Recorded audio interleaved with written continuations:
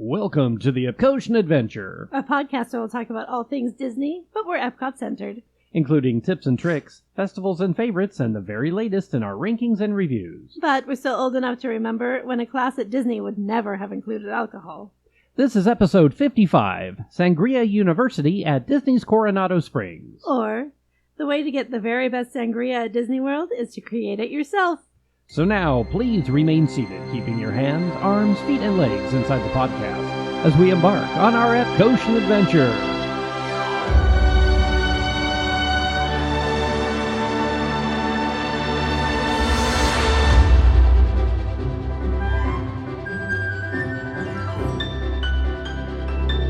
Howdy, folks, and welcome to episode 55 of the Epcotian Adventure. I'm Rod. And I'm Sue. And today we're going to talk about the day before our last episode. So our last episode was about Best of the Fest at Epcot's Garden and Flower and Booze Festival and Food Festival. And, and butterflies and bees. Goodness. Ooh, I still can't get over the cheese and the croissant at the French Pavilion. So good. We're still talking about it. Anyway, the day before, we flew in a day early, and we had a whole day with our friends that we've talked about in the last episode, John and Emily.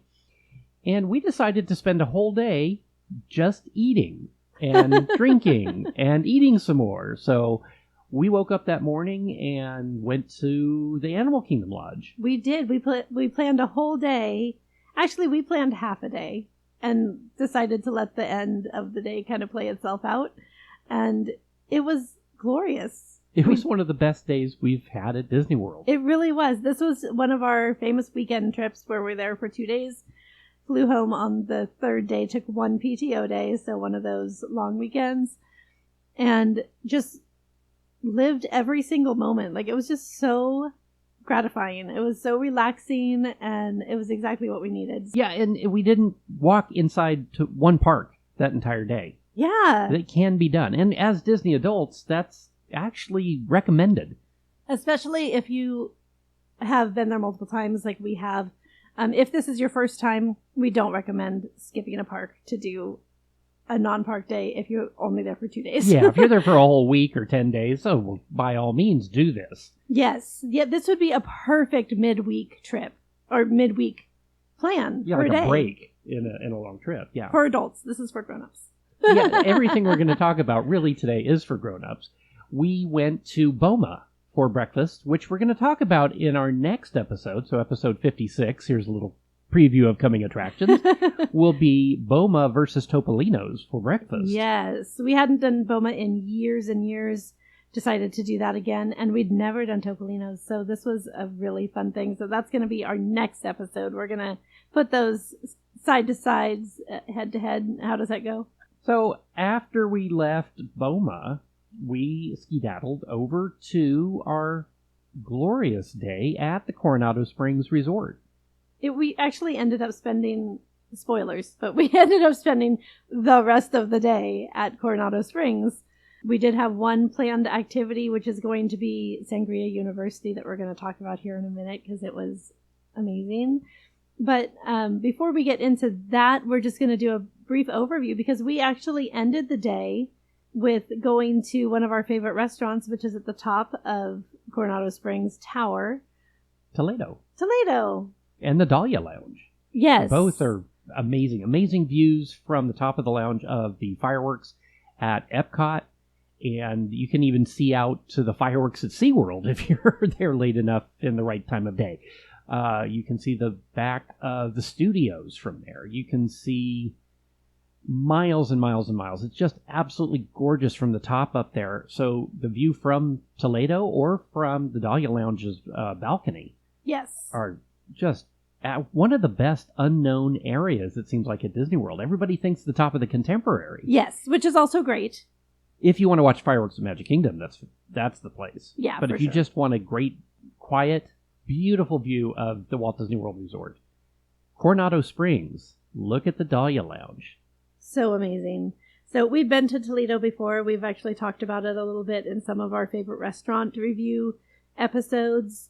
But just a quick overview because it really is as great as we remembered it being. Yeah. And I do want to say like I said before, we didn't have any plans for this evening. We had talked about literally everything across the board. Yeah, Yeehaw Bob was on the list. We were going to do the Hoop-de-Doo review. We were going to go to the top of the Contemporary. We were going to do Disney Springs. We were going to go into Animal Kingdom. We were going to go to Lazy Dog Cafe in Kissimmee. I mean, we talked about a little bit of everything here. We really did. And at the end of the day, we were just having such a great time just chatting with our friends that we don't get to see very often. And we're sitting around the lobby in the tower. We had looked through the gift shop, taken our time, walking through the beautiful grounds. And John, I believe, was like, why don't we just go upstairs and get dinner at Toledo? And we're like, okay. Twist our arms. Yeah. So literally last minute, we were able to get a reservation for one of the best restaurants at Disney World. So a last-minute reservation at Toledo is not always available, but we just lucked out this day. It was a Saturday night, and we thought there's no way. And lo and behold, bingo, we're up at Toledo at about 5:30. I think they had just opened the doors up there, actually, for dinner. Here's a little tip for you, because we were able to get a reservation. The next available one was for 6:30. But we were sitting around the lobby at 5:30. So we went ahead and went upstairs. We thought, if they're not ready for us, we can go ahead across the way to Dahlia. If they are, then bonus. We'll just get in early. And we explained the situation, and they said, yes, absolutely, come on in. And they seated us right away at 5:30, an hour before our reservation time. So if you find yourself in a similar situation and you are ready to get to your dining location. Especially if it's early. Yes, if you're early, not late. Don't do this late. Well, no, if it's later in the day. I mean earlier, like when they just open. Oh, yes. Or later in the evening. So not in the prime eating times. If your reservation is for 6 and you're there at 5, many times they can seat you if there's not a ton of people that have already checked in. And they'll be happy to have that table open when prime reservation time does come around. So it's, moral of the story, it's always worth an ask. Just ask. Yeah. So we got seated. We had a fantastic server by the name of Florian. He was fantastic. He was from Spain. He was from Paris. Dang it. From Paris, Spain. Paris, Spain. Yeah. I mean, it's the same thing, right? It's Europe. That's next door to Canada, right? Part of the EU, it all counts. That's right. He was from Paris, he knew his stuff about Spain. He really did. And 3 of the 4 of us ended up with wine selections. They have a very extensive wine list, and Florian was very well versed in what pairings went with what, and he offered samples of them so they could make sure that it was to their liking. And they were Spanish wines, which I had not even thought of as a wine part of the world. Everybody thinks France or the Central Coast of California or Italy. These Spanish wines were amazing. And they also had some exclusive cocktails that are made just for Toledo, and I got one of those called the Grand Gin Tonic. Of course, I had to get my gin drink. Big surprise. I know, shocking. And this was made with Ford's Gin, house-made saffron orange tonic, and soda water, and there was a big sprig of rosemary on top that he had charred the ends of, so it was like you had this like air of smokiness as you took a sip. Oh my gosh, it was so good. Yeah, I have to say, we said this in our last review of Toledo, but the service there is some of the best on property.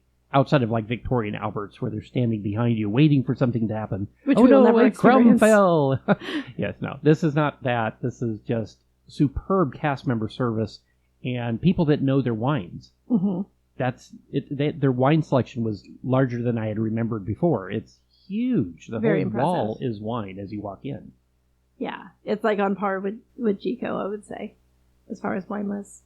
But it was very impressive. And he only added the sprig of the rosemary because I happened to mention that I liked having herbs in my drink. It's not even listed on the menu that's a thing. He just brought that because I had mentioned that. So that was really cool.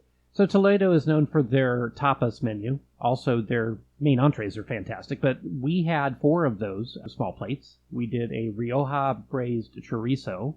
And this is described as Spanish-style sausage, Rioja wine, and onions. And it was served with, it was like a crusty bread, right? Like a crostini right? almost, yeah. Yeah, that was very spicy and very good. And then we also got the pan de tomates. Yes, which was almost like a bruschetta. Mm-hmm. Very, very fresh tomato and herb flavor on a bread. It was served on top of the bread already, very much like a bruschetta, but Spanish style. Yeah, it's described as crushed tomato, garlic, olive oil, and charred bread, and that's exactly what it is. Very simple ingredients, very clean tasting. So, so good. For you seafood lovers, we also did the charred octopus. I am a seafood lover. I don't like eating things that grab me back. Sue tried this one, though, along with Emily and John, I believe. I did, yeah. This is one that Emily gets when we go up there.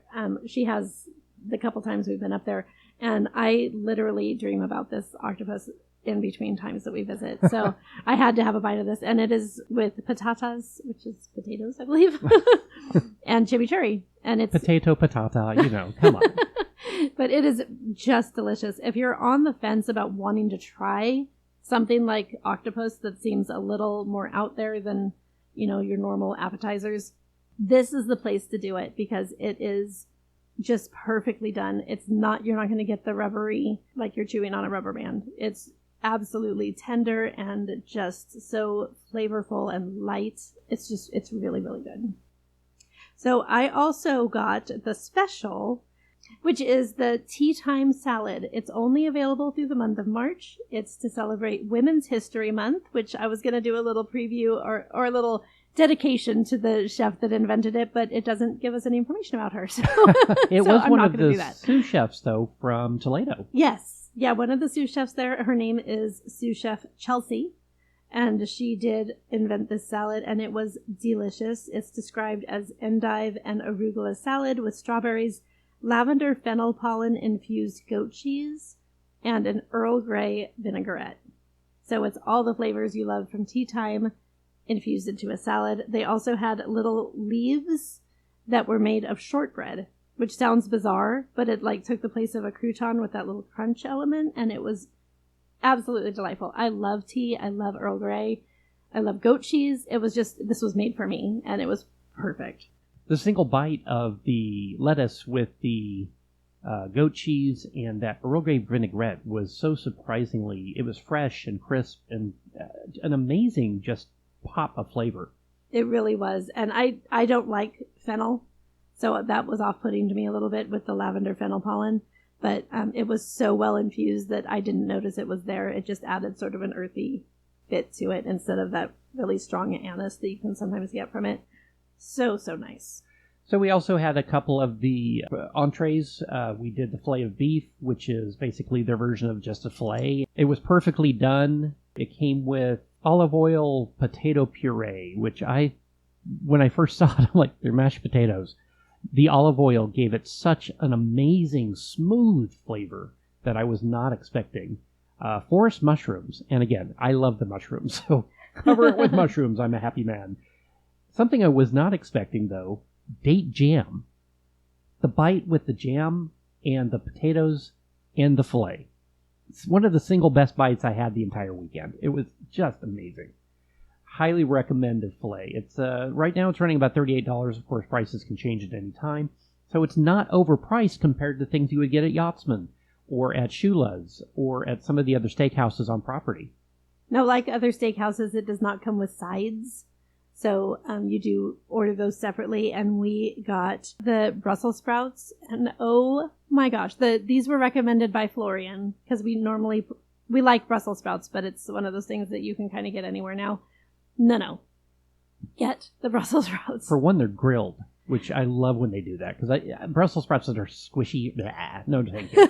But these grilled Brussels sprouts were a perfect side. Perfect accompaniment for the food. Yes, they had like a char on them that was just so perfect, and they were doused in some kind of lemon heaven goodness. It was lemony. They were so good. Get the Brussels sprouts. We also did the mahi-mahi, and that was, again, grilled perfectly. Their steaks and their seafoods and their chicken and every dish we've ever had up there is just one of the best overall flavor palettes you're going to find on property. And again, it's at the top of the Coronado, so not a lot of people even know this place exists. Believe it or not, too, we found it does generally have an open wait list. One tip for you, if you are not staying at Coronado and you do have a reservation there, you can just tell them at the guard gate that you have a reservation. They'll look you up in their little handheld computer device, and you'll be on your way, and you can park right there at the Coronado Tower. If you are staying at another hotel on property and you don't have a rental car, go to the front desk at your hotel, ask them the best way to get over to the Coronado, and they will direct you, because it can be a little intensive. Give yourself plenty of time, or just know it's going to be part of the cost and call a minivan. It's one of the largest and yet least accessible resorts on the entire Disney World property. And it's still, in my opinion, it's a moderate that looks like a premium hotel. And feels like one. It feels like you are in the lap of luxury. So after we finished our meal, we walked across the top of the hotel walkway over to the Dahlia Lounge. And Dahlia Lounge has its own balcony, as I just was talking about, where you can see out over the Walt Disney World Resort. So if you get there on fireworks time, anywhere between 8 and 9:30, it's going to be packed with people and kids, because the ones from the resort, and it's a large resort, will be up there camped out to watch fireworks. But you can see them from inside as well, and they also have a very unique, specialized cocktail menu. Yeah, it's mostly just small bites and drinks. So it is a lounge. It's not going to be a full meal for you, but it was perfect for just an after dinner drink. And that's exactly what we did. So I ended up getting the Barraquito, which I would highly recommend. It is liqueur 43, espresso, condensed milk, foamed milk, and lemon zest. And it was beautiful and delicious. It had that nice acidity from the espresso, and the lemon zest added such a nice, unexpected freshness to it. It was delicious. If you like a coffee after dinner drink, this is a great one. Yeah, I went for something a little more tropical. It's called the Espumoso Punch. It has Fonseca Bin 27 Port, Creme de Mure, not even sure what that is, but it was something creamy, lime, orange, brut, and fresh fruit.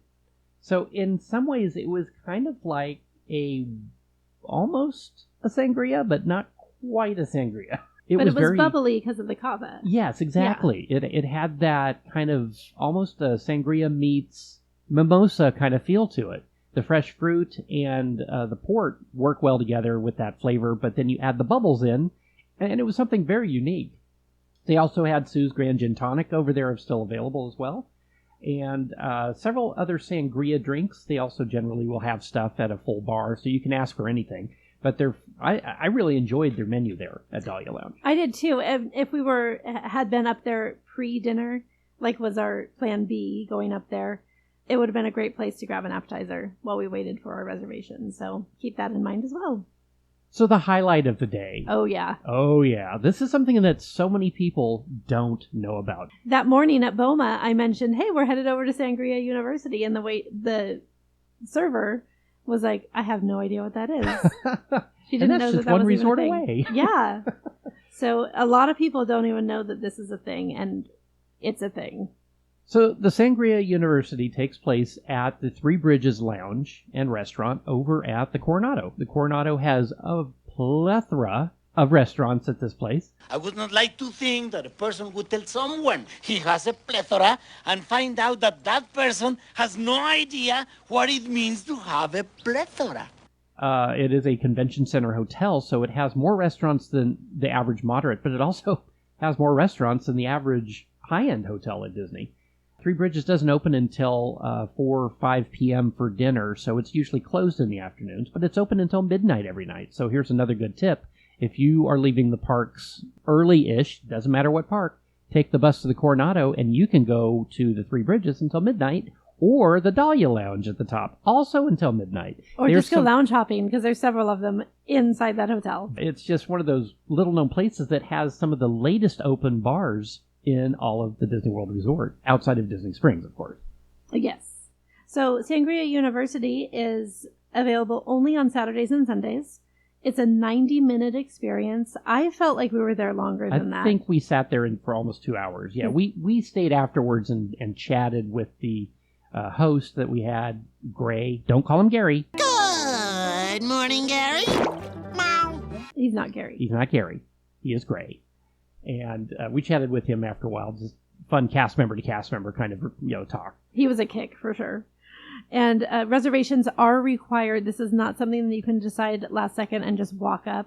I mean, you're welcome to try if you want to, but it's highly recommended that you get a reservation.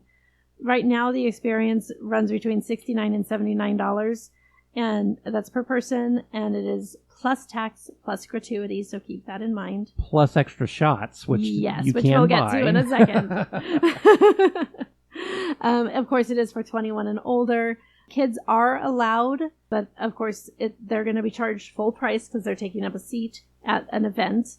And they will, of course, be served non-alcoholic beverages. And if you are caught giving any alcohol to your kids, you will be ejected and not given a refund. So better just leave the kids wandering around somewhere or put them in a kennel. I don't know. What do you do with kids nowadays? Now. No. All right. And you do prepay for this one. So like any of the after-hours parties or any of the fancier reservations that you would get, like a character dining, this is in that category. So you're going to prepay for this one when you book.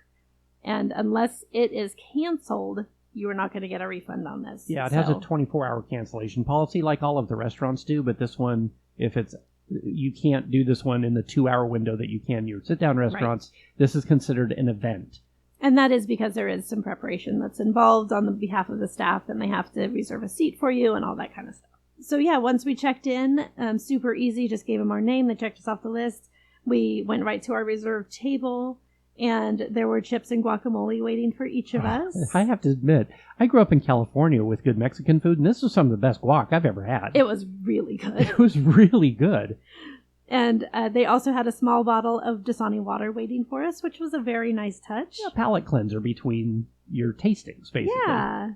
And then they brought over the sangria flights. In a tower. It was so cool. It's this metal, like wrought iron tower that they set in front of each individual person. I'll post a picture to social. Yeah, with the glasses on the little, like, leaves, I guess you could say, coming off the side of it. It is so cool. But they had 4 different sangrias that they already had pre-made. So they started at the top with the most, I guess they went white, light to dark. Yes. So the first one was a sparkling sangria, and that was peach liqueur, Spanish sparkling wine, fresh lemonade, and lime juice. The second one was the Blanca Sangria, which had orange liqueur, elderflower liqueur, lemon juice, passion fruit puree, and Spanish white wine. The third in line was my personal favorite, and this was the Rosada Sangria, and that had mango rum, citrus vodka, desert pear syrup, simple syrup, and rose wine. You can tell from those syrups it was the sweetest of the 4. And I would like to point out that one was actually invented by Gray in-house. Oh, I forgot about that. That's right. And the last one was what they called the Tinto Sangria, and it was the darkest one. It was a Spanish red wine that had orange juice, simple syrup, and orange liqueur. My favorite, by far, was the Rosado. Basically, it's a rosé. Yes. And so it was this almost purplish, beautiful sangria. I'd never seen a sangria of this nature before. But that was because it had the rosé and the desert pear syrup, which is colored that bright pink, that hibiscus pink. True. It is based on palate. If you like a whiter wine or a darker wine. A rosé sometimes is a good bridge between those two. And in the case of sangria, it was perfect. So my base was going to be that one. So one of the great things about this, like we were saying, that was both of our favorite, but Emily liked the drier one. She liked the sparkling sangria the best. I believe John liked the Blanco the best. Mm-hmm. So there really is something for everyone, and you get to kind of learn what goes into them.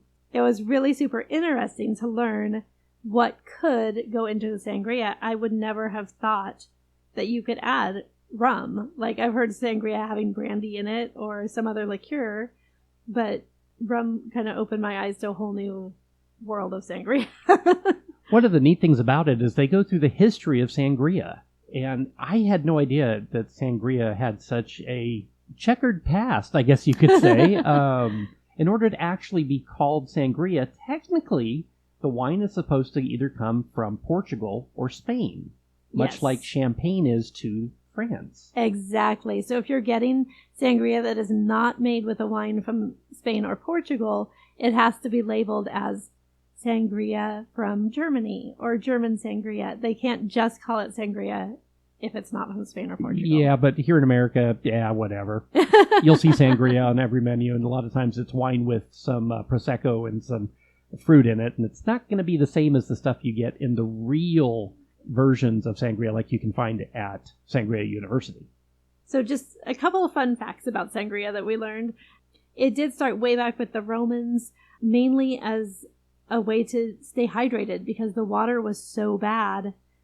They had to invent ways to get hydration into people, and one of the ways was to water down some wine and add some spices. This made it so that it had a longer lifespan, and it tasted better, and it made fewer people sick. It tasted better, but still didn't taste great. Right. So they started adding things like fruit into it to give it more of a flavor that people would actually like versus, hey, this is just healthier than water, drink this. Right, and it made it a little more festive, too. Well, it made its way down to the Caribbean after years, and down there, they started adding things like sugarcane to it, things that were popular, and more of the Caribbean fruits like guava and pineapple, and things that were different flavors for the different palates in the Caribbean. Well, and they already had a similar drink that they called sangria, and this was sort of where we got the name for sangria, and it was reintroduced in America. I thought this was super interesting. Yeah. It had been introduced to America several times throughout back in the colonial days. People had brought it with them, but it was really reintroduced in the 1930s and 40s, and then kind of died out again. But then came the 1964 World's Fair, where Walt Disney had his attractions. Right? It always comes back to Disney. It's like the 6 degrees of Kevin Bacon. No. It's the 6 degrees of Walt Disney. So at this 1964 World's Fair, there was a Spain pavilion. A bunch of countries were representing, sort of giving tourist information on why you would want to visit their country, much like Epcot. And they had a whole space devoted to sangria within the Spain pavilion, and Americans were like, wow, this is really good, and I can walk around with this glass of wine and look all fancy, and it can be refreshing as well. And all of a sudden the movers and shakers in New York had it, and the bars started putting it up on their menus, and we now have it all over the place. Yeah. I love that. And I love that it kind of has a place all over the world now. I love that it's just kind of become the world's drink. Yeah, the World's Fairs will do that. Yes, exactly. And everybody kind of makes it their own, which is what the Sangria University was all about, was learning how to create your own. So after we had the tastings, and after we learned our lesson, and we actually took a pop quiz, just verbally, thank heavens, there was no scoring on it. But we would have won. Yeah, probably. They used to actually give a written quiz, and they said it wasn't very popular with people, so they dropped that part of it. We were actually then given the option of choosing our own base. So one of the 4 wines that we had already tasted with those other sangrias. Which was the white wine, the sparkling cava, the rose, or the red.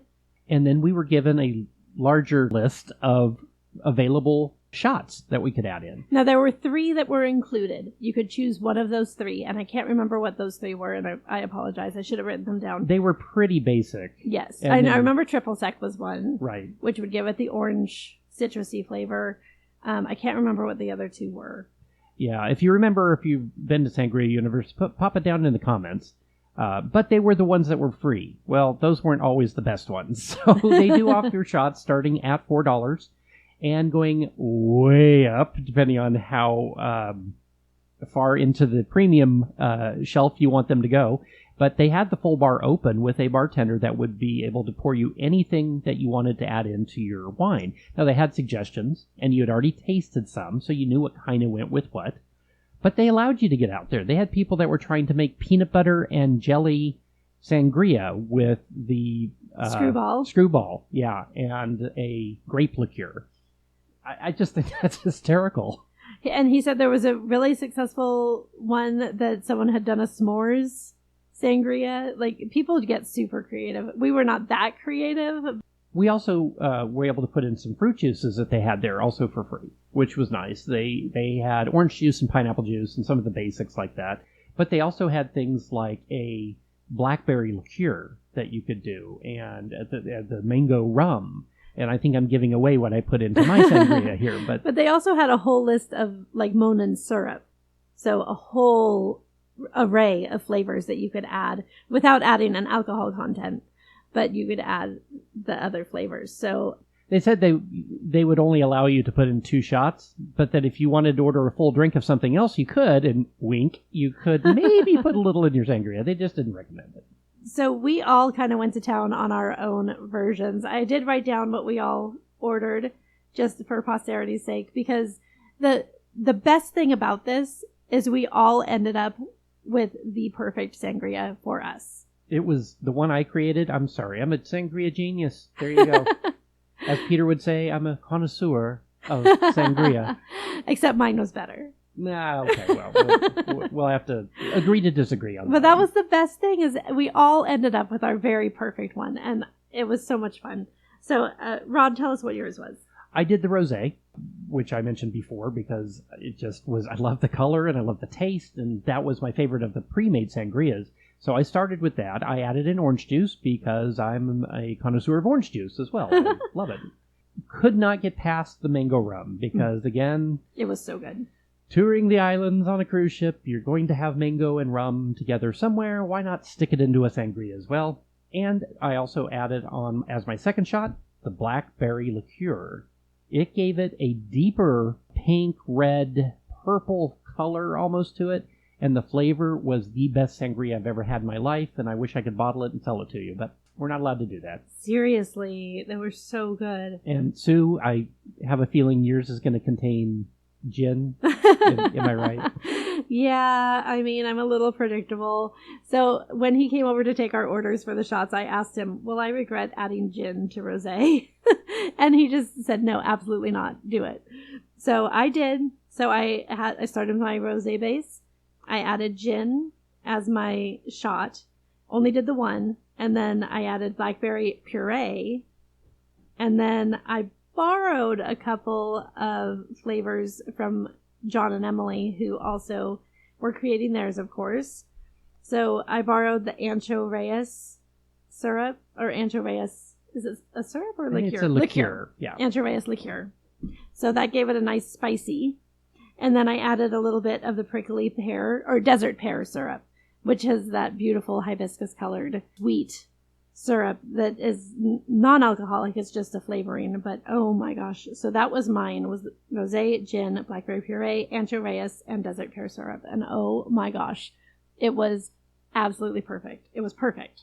So John did the cava, so the sparkling wine, added the mango rum, the Ancho Reyes that we just talked about, and the desert pear that we just talked about.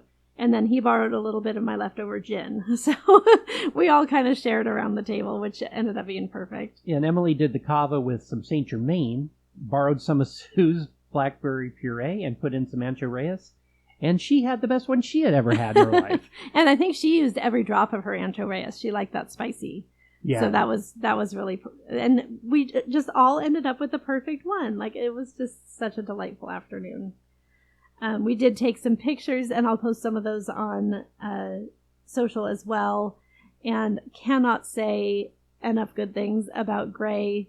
He was just a kick and a half. He made learning such a fun experience. And knowing that he was a cast member, and we were all 4 cast members, and we just had a good rapport. He was just so much fun. So if you get to go and you have an option, request Gray as your instructor. But I can tell by the reaction from the other side, they had another cast member doing another class on the other side of the restaurant. They were having a ball too. Yes, they seemed to be having a really good time. We couldn't hear what she was saying, but you could hear everyone responding really well. So we all had the best leader. But then at the end, this was fun too. They had an option to purchase, it wasn't included, to go sangria. And each day when they're doing their classes, they reinvent a new sangria. So the people who are running the classes invent their own, and you are welcome to purchase a sangria to go. Yeah, it was about $12 extra, but, you know, hey, for walking away from a university where you get a little certificate and everything even. I'll post a picture of that too. Yeah, great idea. That says, hey, I graduated Sangria University. It's worth the $12. But it was just so much fun. It's one of those little known things that are available throughout the park There's stuff available at every hotel. There's painting classes, and there's ceramics classes, and there's water sports, too, at a lot of Yes. these hotels that have small lakes even that people don't realize. Yeah, so take a look around. Take a look at your own resort if you're staying on property. And if you're not, take a look at some of the moderates and deluxe resorts and see what they have to offer. Because if you are doing a non-park day, I cannot recommend this highly enough. We had so much fun. Before we go, we'd like to give a big thank you to our social media coordinator, Riley Piper, audio engineers Joey Humphrey and Paul Trett, logo designer Evan Piper, and our theme music composer Jason Patrick Rowan, whose music is licensed through Pond 5. And of course, thank you, Phoenicians! Thank you, Phoenicians! And don't forget to rate, review, like, and subscribe. It really does help other people find us. And you can find us on social media, on Instagram, Facebook, and YouTube, and wherever you listen to podcasts. The Epcotian Adventure is a $1,000 brunch production and a proud gold member of D23. Thanks for joining us today for episode 55 of the Epcotian Adventure. I'm Rod. And I'm Sue. And we'll see you in line. Bye.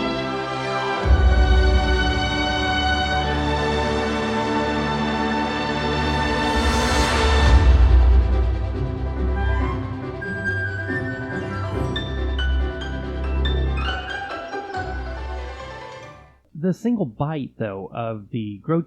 the grogu. Yeah. They go with the octopus. Please don't eat Grogu. No.